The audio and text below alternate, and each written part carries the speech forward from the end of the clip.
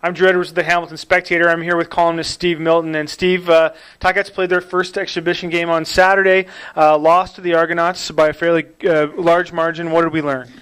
Well, one thing we learned is that you cannot play man-to-man defense without a pass rush. They knew that, and there wasn't one there. And of course, when you don't play your starting 5 years starting 7 up front, then you're going to get that. Probably learned in the defensive backfield who can cover and who can't. We saw that with the cuts today. What did they drop? Three, four? Three defensive backs. And I think that was earlier than they had planned to do it, but I think they said, well, hey, they're not and that was because I think they were exposed raw to only coverage. There were no other elements there.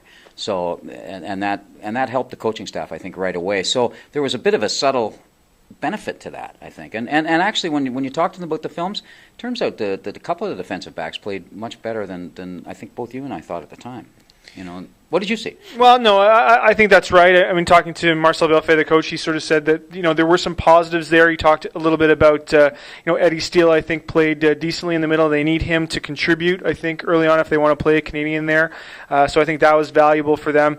So the big thing on Eddie, by the way, after I saw him after the game, he thought he played well. Mm-hmm. That's huge for him. That's really huge for a guy trying to establish that confidence when he thinks he played well. Now, the Ticats, short turnaround time, going to play their second exhibition game on Wednesday night. I think we'll see more of the starters in that game for the first half at least. I think we still have some battles for the backup running back spot where, Glenn Milner and Terry Grant are still battling it out. And I think we have some questions at wide receiver as well. Aaron Kelly looks like he's taking a hold of that short side spot. But I think there's some question marks, as you said, in the secondary. What are you seeing back there? Well, I think they're in a situation right now where they're really hoping for Bo Smith to come back, and I think they didn't want to be in that situation. I think they wanted to be where that would be a bonus and where Bo would have to really prove himself again. That's not the case at the moment. So right now they're going to use Marcel Young pretty surely at that position, and he may come, but he looks more like a longer term project because he's very raw. He has that size. The game, because he's big. It may take a minute to catch up to him or him to catch up to the game. I think, don't you and I agree that it looks like it's going to be, they're going to probably start with an American at safety right there? And from what we've seen so far, it looks like Shivers at the moment. And with perhaps Daniels, was that his name? Sorry, Francis. Daniel Francis. Sorry, yeah, we should know this by road, of course.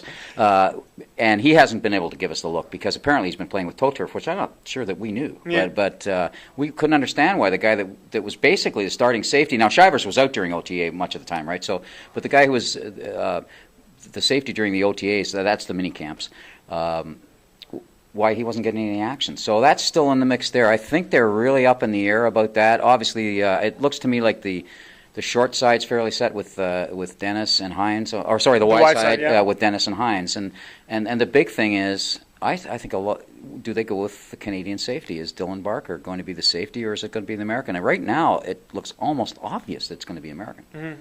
Still lots of interesting storylines for Wednesday's game. Make sure you check out Tuesdays and Wednesday's Spectator for a full game preview, and obviously we'll have coverage on game day and everything you need to know afterwards as well.